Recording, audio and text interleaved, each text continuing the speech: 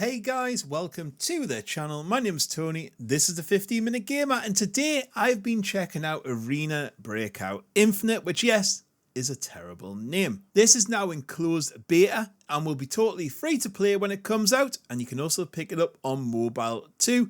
Arena Breakout Infinite is an ultra-real immersive military simulation. Join a fight to shoot, loot and raid your path to fortune.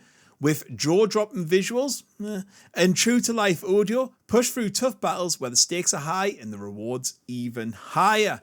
Before we get into it, don't forget to like and subscribe as my channel edges ever closer to its next target of 15,000 subs.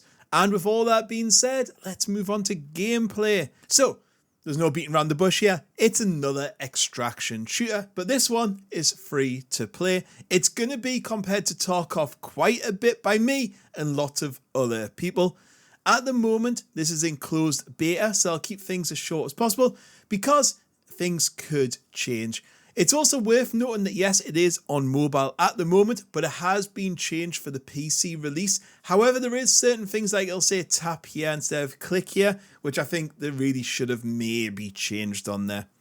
It has a lot of the mobile HUD elements and tactics like daily login bonuses and stuff like that.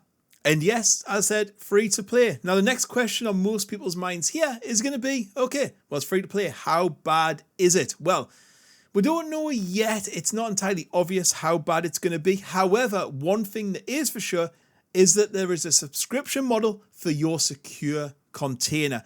So if you want to put things in your secure container during raids, you have to pay per month. However, I don't know what the costs involved in that are yet. So how does the game work? Well, it's an extraction shooter. You're dropped onto a map. You can take missions and quests from the contacts, and then it's up to you to work through the map. Great if you extract, you get to keep everything. If you get killed, you lose everything. I was a little bit disappointed to learn it was PvPvE only and there's no PvE dedicated mode, as I'm loving that about Grey Zone Warfare. It's just so much fun with friends just to be able to jump into PvE mode, have some fun, do the quests at your own pace without being killed by some sweaty dude across the map. Gunplay is pretty solid. They handle well and look great. They felt really good to shoot and they are quite punchy and all of them feel different. And you could hit the targets pretty well. It wasn't too difficult and I really liked it. The map design is also on the good side from those I've played. They're not too big. There's loads of points of interest dotted around the map. And there's cover in the right places, the assets look good, and there's plenty of loot to be found. The infantry system is basically Tetris Tarkov. So you have your rig, your vest, your pockets, and then you can stack and move stuff around. Guns are the same. There's also a gunsmith as well, which is basically works exactly like Tarkov. And you have your stats, and you can customize by putting like, I don't know, grips on, laser pointers. There's quite a lot of customization and it's really easy to use. What I did like is when you do build your weapon, it tells you how much it's roughly gonna cost to buy all the parts. I really like that. The AI is also pretty good. They act really well. It's not too aimbotty, but I would say sometimes they can see you from a bit of a distance away. However, they will duck, they will flank, and they are a big challenge to be fair. I know a lot of people compare it to Tarkov, but my god, it does some great things. I just thought I'd put like a little list of the things I've found so far that I really, really like over Tarkov. So matchmaking is super quick and easy. 2 buttons and you can jump on a team and jump in a raid with voice and text chat. So it means those without a microphone can still take part. There's a great little tutorial at the beginning telling you how to kit up and go into a raid and how it all works. Again, fantastic. Really good onboarding. So once in the raid, you have a map and a compass. And when someone marks a point, it'll show on the compass and you can see names above players and all that sort of stuff. Such good quality of life improvements. It means you don't have to have like a wiki open on the other screen or guess or constantly going, can you jump or move? Can you wiggle if that's you? None of that. You just know where your friends are. Your teammates, as I said, are marked on the HUD as well as the map, and you can set waypoints. You can also customize the HUD to your liking by removing and adding elements. This feature I super liked. Before the raid, it tells you if you forgot anything. So it'll be like, hang on a minute, you haven't got enough ammo, you haven't got enough meds, you haven't got any grenades, you haven't got a secure container. And I really like that. The amount of times I've played Tarkov and forgotten something is crazy.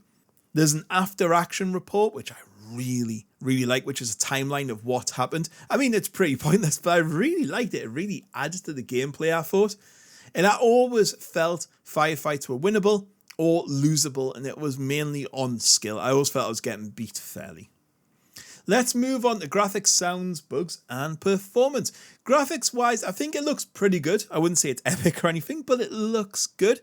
There's the odd bad texture here and there. There's the odd clipping issue, but it's not bad at all for a beta game. And it's definitely not just a mobile port. I thought it was going to look like just a bit of upscaled rubbish, but no, it looks really good. UI is also pretty decent with some visible, nice elements, and the animations in-game are all good. Sound design, I would say it's really good. You could pinpoint exactly where the gunfire was coming from. If someone was in a building, you could hear them moving around. And the AI shout warnings, which help you prepare. Overall, sound design, very good. Bugs and performance, I would say performance was pretty decent. However, my OBS recording software did not like it at all. In fact, I lost quite a bit of footage, and I've had to record from the monitor or display, which wasn't very good at all. It was just running super slow for some reason, but I didn't see any bugs that I noticed. And matchmaking the network seems total fine. There was no rubber banding or anything like that. So in conclusion, will this game replace Tarkov for most people? Probably not. Will it take some Tarkov players? I can say that. I think it will.